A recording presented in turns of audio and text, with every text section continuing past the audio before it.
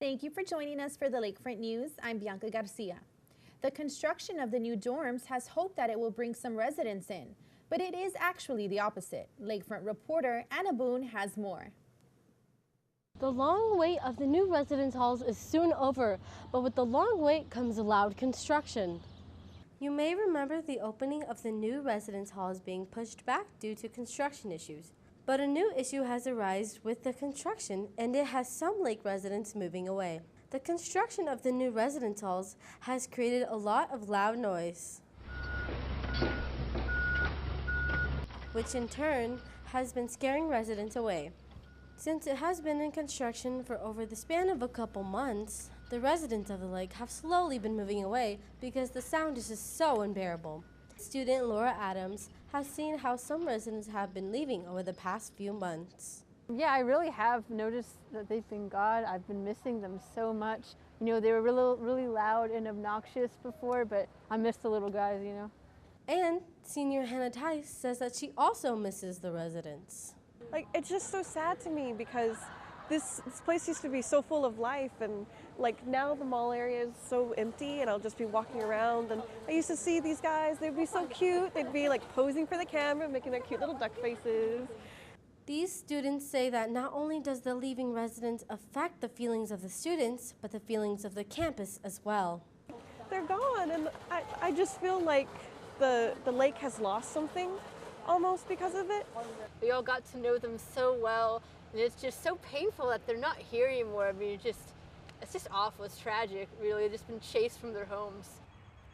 But this leaves us with the question of how are the residents feeling about this? I got the opportunity to speak with one of them to see how they're feeling about the noise.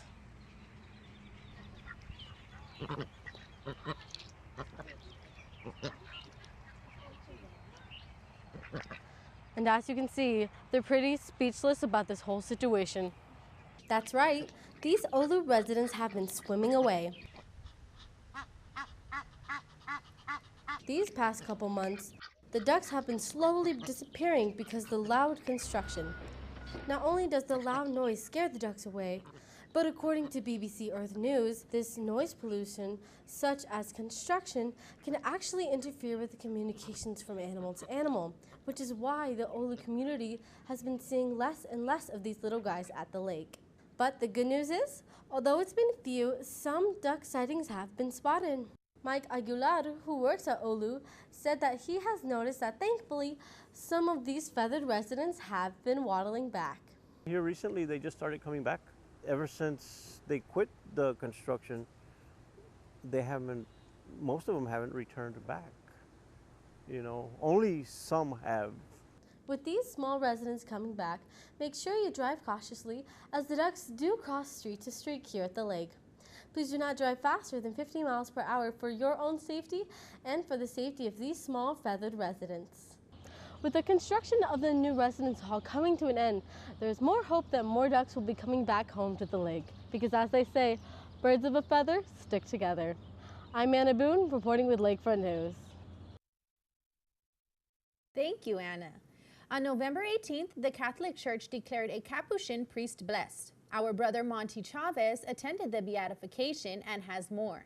I'm here at Ford Field in Detroit, Michigan, where tens of thousands are gathering for the beatification of Father Solanus Casey, a Capuchin Franciscan born in Wisconsin and served thousands here in the streets of Detroit, Michigan. Father Solanus Casey, a Capuchin Franciscan simplex priest that served the poor by establishing a soup kitchen in Detroit and was a porter or doorkeeper that offered confessions and advice to all who came to the monastery.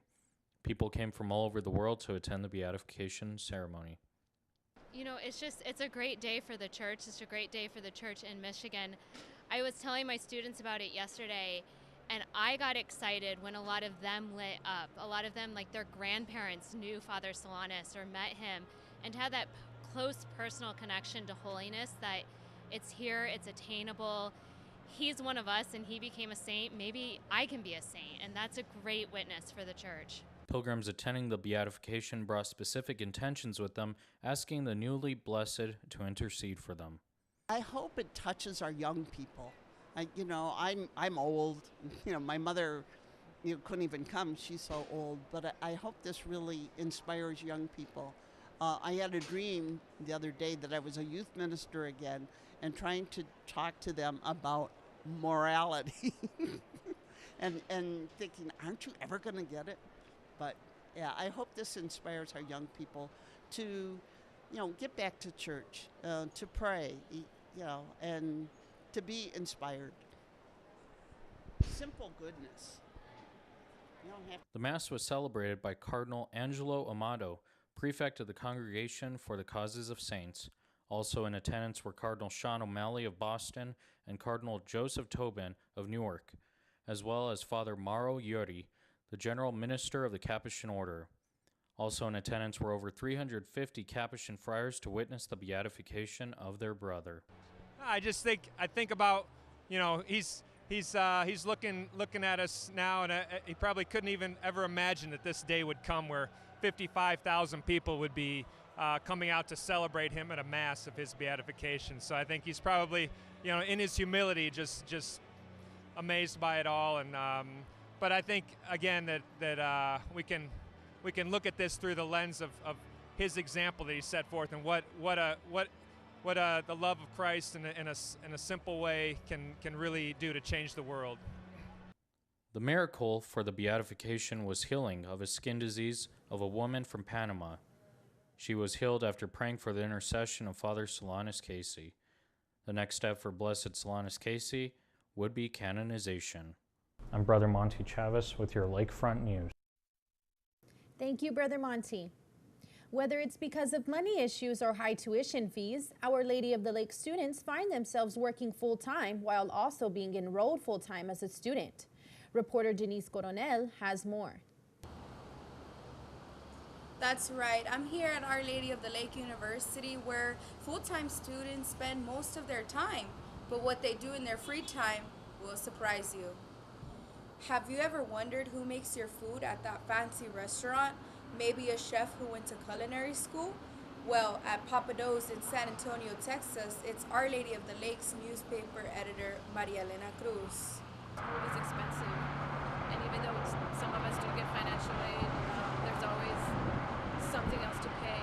Maria Elena Cruz, the former editor of the university's newspaper, is a mother to 2 teenage girls while also spending 40 hours a week at her job. Just like Maria, this is the case for most OLU students. It's really difficult to juggle it just because of the long shifts and long hours, and not letting the stress from school interfere with your job ethic. Even though students spend a lot of time on the clock, they make sure to manage their time wisely in order to keep up with their education and extracurricular activities. For Maria Elena Cruz, time management has helped her gain accomplishments like the release of her documentary here at Our Lady of the Lake University. I do try to stay involved as much as I can, but not too much or I'll just fail at it. These students show that it is possible to work and go to school at the same time as long as you manage your time wisely. Reporting for your Lakefront News, I am Denise Coronel. Thank you, Denise. The Division of Mission and Ministry is holding a peanut butter drive to benefit the San Antonio Food Bank, and OLU members can help Mission and Ministry reach their goal of 700 jars by donating until December 15th. Any size and any type of peanut butter is accepted, and donations can be dropped off at the donation station located in the Elliott House. For more information, or if you have any questions, email Roxana Chavez at rchavez@olusa.edu or call at 210-528-7171. Over the last few school semesters, response rates for online course evaluations have ranged from 30% to 59%. Our Lakefront reporter, Stephanie Garza, has more on the importance of student participation in course evaluations. Student responses to course evaluations provide immediate feedback to faculty, but with deadlines and final exams, students may not always have time to complete their evaluations. I always try to give good responses. For me, it's super important to let the teacher know that they're doing a good job. At the end of every semester, students are asked to complete course evaluations, which are conducted via an online survey process. These evaluations are used by faculty to improve their teaching methods. Just if I find it super hard to understand the concepts, and if there was no help from them, and then I reach out to them and they wouldn't help, I feel like that would maybe be a bit of a letdown. Maria Aurora Rodriguez is a junior who always tries to complete her course evaluations. She wants to provide her own feedback and always thought evaluations were mandatory. While course evaluations are not mandatory, administrators use the results in determining full-time faculty promotions and tenure decisions. Our administration looks pretty heavily at how students provide feedback about professors, and so it's important that you get an accurate picture. Dr. Eileen Woolslager, who is a professor of public relations and journalism at OLU, urges students to participate in course evaluations and will even offer extra credit to her students for providing her with a confirmation of completion. It's important to have as many students give you feedback, because you don't want just the students who are unhappy with their grade, or you don't just want the students who are happy with their grade. You want to hear from everybody. The results of evaluations are available to faculty, department chairs, program heads, deans, and academic administrators once grades are submitted. Although the evaluation period ended on Thursday, November 30th, students will have next semester to participate in course evaluations. Reporting in front of the Student Commons, I'm Stephanie Garza for Lakefront News. Thank you, Stephanie. You may have heard about it, you may have even seen it walking to class. But what is it? Find out with our Lakefront reporter, Alex Escobar.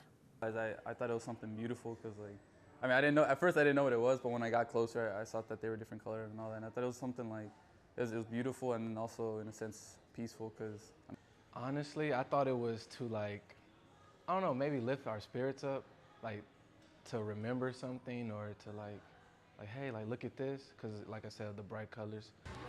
Many students at Our Lady of the Lake have walked by it for the past few weeks, but they may not know the meaning behind it. So, what is it we're talking about? Well, here it is. Standing right behind me is the art installation done by our OLU's own Desiree Boone. It has the use of over 1,000 butterflies, and you get to hear from her to discover the meaning behind it. I created this installation called Transformations, and it was inspired by the DACA movement, and I wanted to shed light on the importance of just the topic, and I wanted to include something really different. Many students were unsure about the meaning behind Desiree's installation. I don't think they understood what an installation was. It just kind of looked like a little crafty art wall decoration. But while some OLU students may have been confused by it, many students showed their appreciation and gratitude towards the installment. Most people have emailed me. I've gotten a lot of emails over the past week, just how different it looks and how it makes every day brighter. If you haven't seen it yet, come flutter by Sister Annie B's cafeteria sometime this week. Reporting for the Lakefront News, this is Alex Escobar. Thank you, Alex. On November 28th, the OLU Familia gathered for the annual tree decorating and lighting ceremony in the mall area. Students had the opportunity to decorate their own ornament and place them on the tree. The event took place from 5 p.m. until about 6 p.m. The event was free and everyone was invited. If you didn't have the chance to attend the event, you can check out the tree now. It is lit and standing tall in the University Mall area. Thank you for joining us for the last newscast this semester. I'm Bianca Garcia. Happy holidays from all of us here at the Lakefront News.